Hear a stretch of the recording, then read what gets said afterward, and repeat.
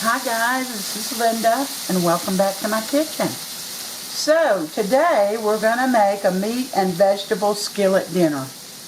Now I've already gotten started, and the reason I say meat is because the recipe actually calls for a specific kind of meat, but I'm going to stray from it a little bit, but the original recipe is what's going to be down below.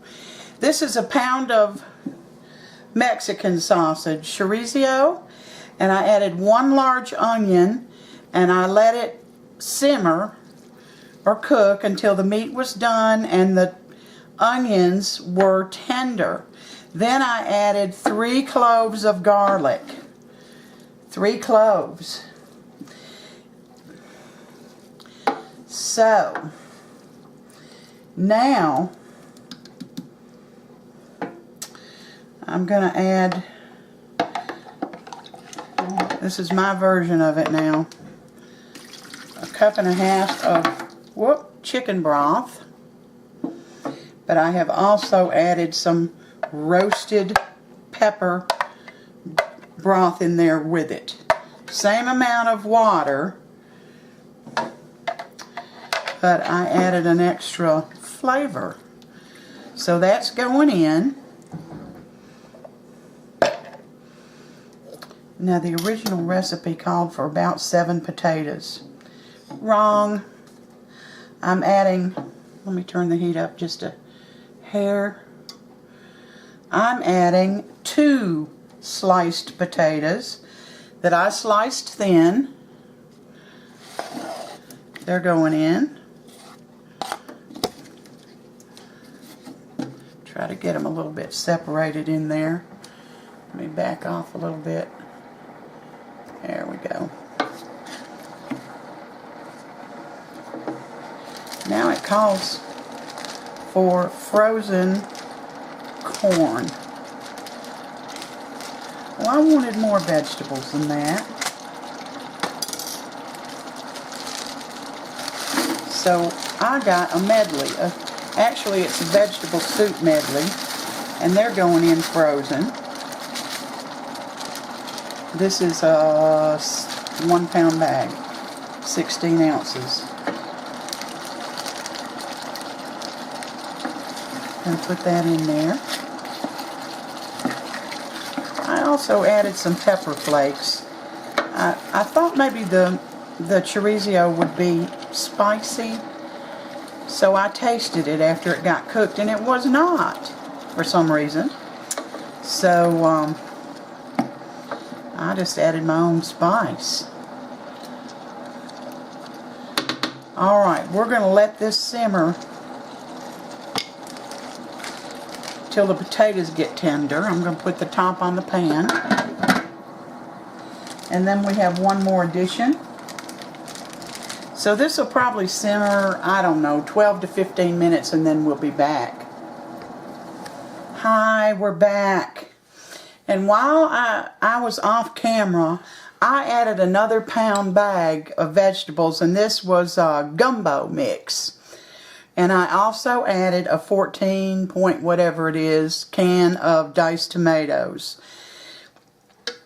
And then when everything was done, I threw in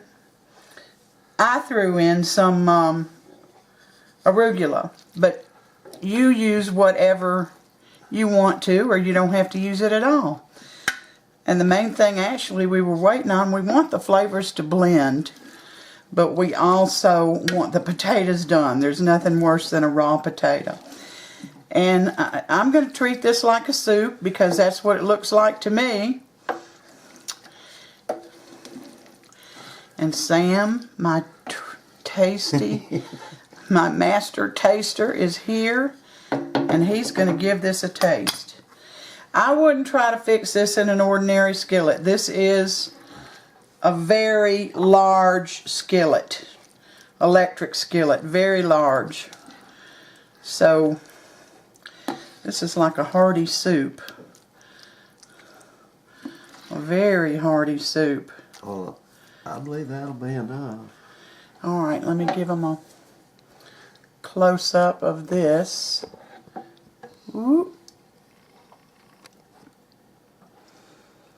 And now, before I give it to him, I'm going to add a little bit of cheese to the top.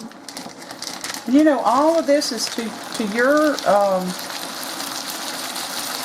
taste. I made this what I wanted it to be, and that's the great thing about this recipe. You can make it any way you want it. Put on some cheese, a few little croutons. We'll get a picture of that. Let me back off a little bit. Look at that. Oh my goodness. All right, Sam, it's your turn. Well, it sure looks great. It's very hot though. Let me cool it down a little bit. Good night for this, going down to 21, I think. Yeah, I heard it was going to be a cold night.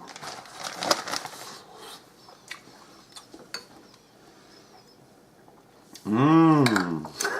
Now that's it right there. That's delicious, yeah. I know it's hot. Just do the best you can. That is a fancy stew, soup, whatever. I can't even name all the things it's got in it. I'm sure you've already told them. I did tell them. Well, it is absolutely delicious. This is definitely a one to try. Now, it'd be good if you had a nice salad with it or some crusty bread, but because we're diabetics, I kind of try to lay off the bread some. But you know, you make this your own meal. I made it mine, so when you see the recipe, it's probably not going to look anything like what I fixed. But you make your own meal out of it. Thank you for coming in today and spending part of your day with me. I appreciate it so much. I appreciate every one of you. Please like and subscribe if you haven't. And until next time, you take care and God bless.